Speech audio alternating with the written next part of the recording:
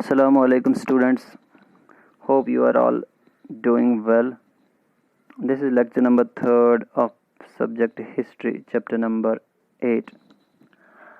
Yesterday we have discussed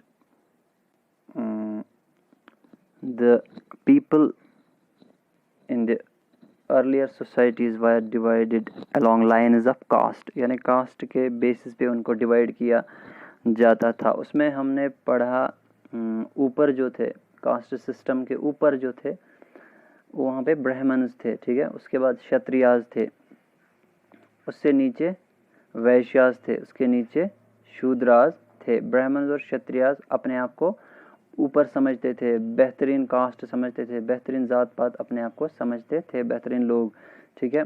उसके बाद आते थे उनके नीचे ट्रेडर्स एंड मनी लेंडर्स, जिनको वैश्याज भी बोलते है, ठीक है. उसके बाद आते थे किसान और आर्टिजन्स वगैरह, उनको बोलते थे शूद्राज. उससे नीचे जो आते थे वो काम करते थे जिनको अपर कास्ट वाले पोल्यूटिंग जॉब्स बोलते थे, जैसे साफ सफाई, शहरों और सड़कों में झाड़ू वगैरह लगाना, नालियाँ साफ करना, ठीक है, जो पोल्यूटिंग जॉब्स है, ठीक है. उसके भी नीचे थे कुछ लोग, कुछ ग्रुप्स जिनको बोला जाता था दीज आर अनटचेबल्स, अछूत. उनके साथ टच भी नहीं होना चाहिए था अपर कास्ट का, ठीक है. वो उनको अलाउड नहीं थे, they were not allowed to enter the temples, ठीक है. They were not allowed to draw water from the wells used by the upper caste. जो अपर कास्ट वाले जो वेल्स यूज़ करते थे पानी पीने के लिए, उनको जो अनटचेबल्स थे वो उनको वहाँ जाना मना था. वो नहा भी नहीं सकते थे. कहाँ पे? जो पॉन्ड्स होते थे जहाँ पे अपर कास्ट नहाते थे, ठीक है, कपड़े धोते थे वगैरह, तो उनको वहाँ जाना भी पाबंदी थी उस चीज़ पे, ठीक है. उनको क्या माना जाता था? इन्फीरियर माना जाता था. इन्फीरियर ह्यूमन बींग्स, यानी कमतर ह्यूमन बींग्स है. ह्यूमन बींग्स तो है लेकिन कमतर है, हमसे नीचे हैं, सबसे नीचे हैं, ठीक है.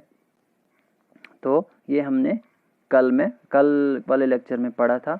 तो आज हम आगे बढ़ेंगे. जो आज का टॉपिक है वर्किंग टुवर्ड्स चेंज, ठीक है. तो चेंज कैसे आती है? अच्छा, 19th सेंचुरी में हम ये देखते हैं कि बहुत सारे डिस्कशंस और बहुत सारे डिबेट्स इस चीज़ पे हुए, ठीक है. और उस सोशल चेंज होने लगा, समाज में तब्दीलियाँ आने लगे. जो तौर तरीके ऑलरेडी थे समाज में, सोसाइटी में जो प्रैक्टिसेस चल रहे थे, ठीक है, तो उसमें कैसे चेंज आना स्टार्ट हो गया था, ठीक है. अच्छा, उसमें सबसे अहम किरदार, one important reason for this was the development of new forms of communication. जो मवासलात था, जो हम कम्युनिकेशन बोलते हैं मवासलात को, इत्तला को, राबिते को, जैसे बुक्स थे, न्यूज़पेपर थे, मैगजीन्स वगैरह आ रहे थे, पैम्पलेट्स, लीफलेट्स वगैरह प्रिंट हो रहे थे पहली बार, बुक्स वगैरह, ठीक है. तो उससे क्या हुआ? सोशल चेंज आने लगे. जो पुराने तौर तरीके, रीति रिवाज थे, वो बदलने लगे, वो हटने लगे, ठीक है. जो भी बैड प्रैक्टिसेस थी, जो भी गलत प्रैक्टिसेस थे, जो भी गलत हो रहा था सोसाइटी में, वो उसमें थोड़ा चेंज आ रहा था. किस वजह से? बुक्स जो आ रहे थे, कम्युनिकेशन जो आ रहा था, जिससे लोग ज़्यादा एजुकेट हुए कि समाज में क्या हो रहा है, कौन से बुरे असरात है बैड प्रैक्टिसेस के, ठीक है. तो उसमें से मेन कैरेक्टर किसका था? कम्युनिकेशन का, ठीक है, मवासलात का. जो कम्युनिकेशन था वो क्या था? ये जो बुक्स वगैरह थे, न्यूज़पेपर थे, ये चीपर था, ये बहुत ही सस्ता था लोगों के लिए और एक्सेसिबल भी था, यानी लोग उसको पढ़ सकते थे. बुक्स को, न्यूज़पेपर को पढ़ सकते थे. जो पैम्पलेट, छोटे किताबचे होते थे, उनको पढ़ सकते थे, ठीक है. उनसे वो एजुकेट और इंफॉर्मेशन हासिल कर सकते थे. तो उनको पता चलता था कि सोसाइटी में चेंज हो रहे हैं, या सोसाइटी में कौन से गलत तौर तरीके हैं जिनको हमें रिमूव करना है, ठीक है. अच्छा, जो आम लोग थे वो भी इन चीज़ों को पढ़ते थे, ठीक है, क्योंकि ये ज़्यादा सस्ती थी, ज़्यादा एक्सेसिबल थी. और जो लोग थे वो अपनी किताबें छापते थे, अपने व्यूज़, अपने आइडियाज़ अपने ही लैंग्वेज में बताते थे, ठीक है, जिससे ज़्यादा इन्फॉर्मेशन, ज़्यादा एजुकेशन लोगों में बढ़ती थी, ठीक है, ज़्यादा अवेयरनेस बढ़ती थी. अच्छा, all kinds of issues, social, political, economic, religious, could now be debated and discussed by men and sometimes by women as well in the new cities. अच्छा, नए शहरों में क्या होता था? जो भी सोशल इश्यूज़ होते थे, पॉलिटिकल इश्यूज़ होते थे. अच्छा, सारे इश्यूज़, चाहे वो समाज के हों, चाहे वो सियासत के थे, चाहे वो इक्तिसादियात के थे, चाहे वो मज़हब के होते थे, वो सारे डिस्कस होते थे, वो सारे डिबेट्स होते थे उस पे, due to due to the new forms of communication, जिसमें बुक्स, न्यूज़पेपर, मैगजीन्स वगैरह आते थे। उनमें सारे अपने अपने व्यूज़ रखते थे अपने अपने लैंग्वेजेस में, ठीक है। चाहे वो मैन हो, चाहे वो वुमेन हो, तो वो सारे अपने व्यूज़ देते थे, जिससे क्या होता था, पीपल ज़्यादा से ज़्यादा अवेयर हो जाते थे और उनको ज़्यादा से ज़्यादा इन्फॉर्मेशन मिलती थी about the happenings in of the society, ठीक है। सोसाइटी में क्या हो रहा है वो चीज़ें उनको पता चलती थी, जो चीज़ें अच्छी थी, जो चीज़ें बुरी थी, वो सारा कुछ इनमें छप जाता था, तो लोग ज़्यादा अवेयर होते थे इन चीज़ों से।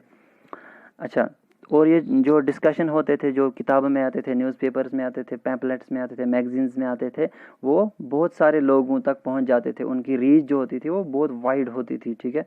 और उनके वजह से ही सोशल चेंज आते थे, यानी समाज में सुधार आता था। समाज में जो बैड प्रैक्टिसेस होते थे वो हट जाते थे, उन पे डिस्कशन, डिबेट्स जब होते थे, वो जब हाईलाइट होते थे वो इश्यूज़, तो वो जो बुरे चीज़ें होती थी, बुरे आदतें होती थी, बुरे प्रैक्टिसेस होते थे समाज में, बुरे चीज़ होते थे, उन वो सारे ख़त्म होने लगे और सोसाइटी में चेंज आना शुरू हो गया।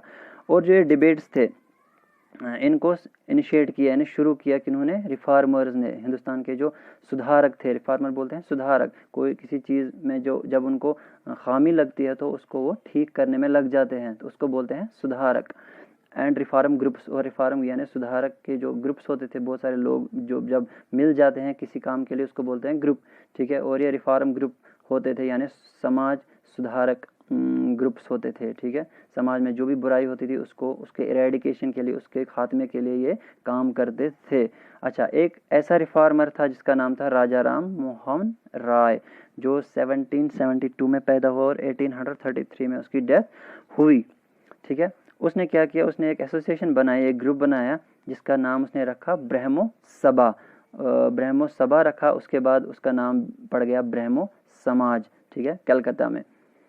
अच्छा, जो ये लोग थे, उसके जैसे लोग, यानी सोशल रिफार्मर, समाज सुधारक लोग जो थे, जिस तरह राजा राम मोहन राय था, उनको रिफार्मर बोला जाता है, समाज सुधारक बोला जाता है, क्योंकि इनको ये लगा कि सोसाइटी में क्या चेंज आनी चाहिए, और चेंज जो है, तब्दीली जो है, वो बहुत ज़्यादा ज़रूरी है, ताकि जो जो भी नाइंसाफ़ी, जो भी बुरे प्रैक्टिसेस हो रहे थे सोसाइटी में, उनका खात्मा ज़रूरी है, ठीक है। वो ये समझते थे।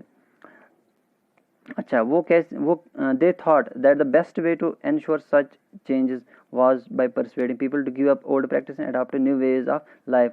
उनका ये मानना था कि बेहतरीन तरीका ये है चेंज लाने का कि लोगों को जो ओल्ड प्रैक्टिसेस है, जो पुरानी आदतें हैं उनकी, पुराने जो बुरे चीज़ वो करते थे, उनको वो छोड़ देने चाहिए और नए चीज़ ज़िंदगी में अपनाने चाहिए, जिससे समाज में बेहतरी आ सके, ठीक है। समाज में चेंज आ सके, जिससे लोगों को फ़ायदा पहुँचे, ऐसी सोसाइटी बननी चाहिए, ठीक है। राजा राम मोहन राय, ये उसका ये मानना था, इसके लिए वो तैयार था, किसके लिए, कि वो चाहता था कि नॉलेज जो है, वेस्टर्न नॉलेज जो है, ठीक है, वो लोगों को मिलनी चाहिए, इंडिया में आनी चाहिए, वो स्प्रेड होनी चाहिए, फैलनी चाहिए, वेस्टर्न एजुकेशन, ठीक है। ठीक है। और जो वुमेन है उनके लिए उसने बहुत सारा काम किया। वो मानता था कि उनको फ्रीडम दी जाए, ग्रेटर फ्रीडम दी जाए, ठीक है, बहुत ज़्यादा आज़ादी दी जाए और उनको इक्वालिटी दी जाए, समाज में उनको बराबर रखा जाए। जो हक मर्द को दिए जा रहे हैं वही हक वुमेन को भी दिए जाएं, ठीक है। अच्छा, उसने बहुत सारा लिखा, किन के लिए, जो ख़वातीन थी समाज में, वुमेन थी, उनके लिए बहुत सारा लिखा। और किस बारे में लिखा कि उनको डोमेस्टिक वर्क जो बर्डन होता है उन पे, जो उनको उनके जो उनको अच्छा, जो राजा राम मोहन राय था उसने लिखा कि वुमेन जो है उनको ये दबाव है, ज़्यादा घर के काम का ज़्यादा बर्डन डाला जाता है उन पे, ठीक है, बोझ डाला जाता है घर के काम का, और उनको किचन में ही या घर में ही महदूद रखा जाता है। उनको अलाउ नहीं किया जाता है कि ताकि वो बाहर जा सके, अपनी ज़िंदगी जी सके और एजुकेशन हासिल कर सके, पढ़ सके, लिख सके, अपनी जॉब अप्लाई कर सके और आगे बढ़ सके लाइफ में, ताकि सोसाइटी भी आगे बढ़ सके, ठीक है।